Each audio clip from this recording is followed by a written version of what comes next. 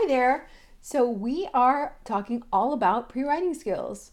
So in our last video, we talked about the importance of shape. Today, it's going to be all back to basics.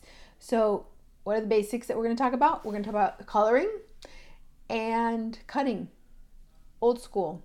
Yep. And the reason why those two skills are so important for our 3, 4, and 5-year olds, and of course, even going up, but right now we're keeping the topic to before kindergarten. Um, those skills help develop all the muscles of the hand.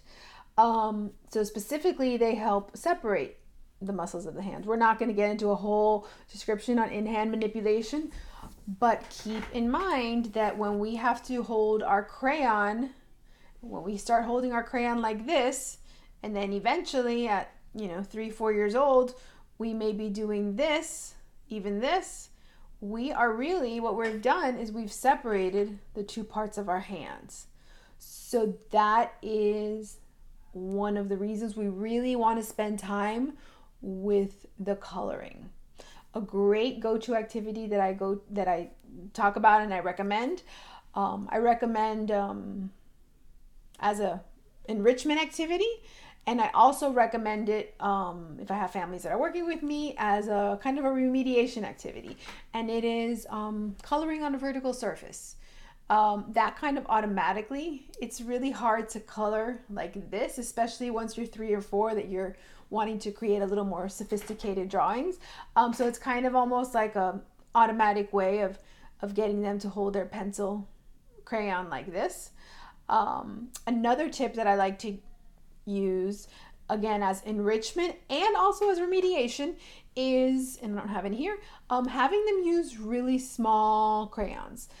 My favorite crayon is a crayon rock made by a company in Australia, and they look like rocks. They're actually beautiful, and you can only hold them like this. That's it.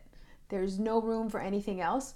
So whether the kids are coloring on a vertical surface, even if they haven't developed, this mobility, they're just doing this. They are still working on this side of the hand and strengthening that side of the hand.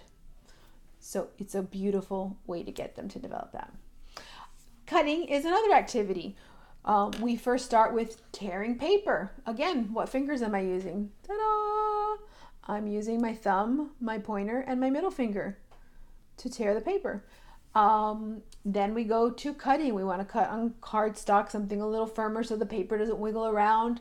We can use loop scissors to get them to start using this movement. The loop scissors I like a lot for enrichment as well as for remediation when they're struggling. Again, because I want the kids to have wins. I want them to practice what we want them to learn. So I want them to practice using this side of their hands to cut paper, So when all else, not when all else fails, make sure you include cutting and coloring. And I hope that you take from this that it is important, just as important as anything else you could do. In a preschool class, cutting and coloring are not wasting time or filling in time. So they are really working on some really important developmental skills. Okay, this is Nicole Santa Maria with Miami Handwriting, and we have just talked all about cutting and coloring.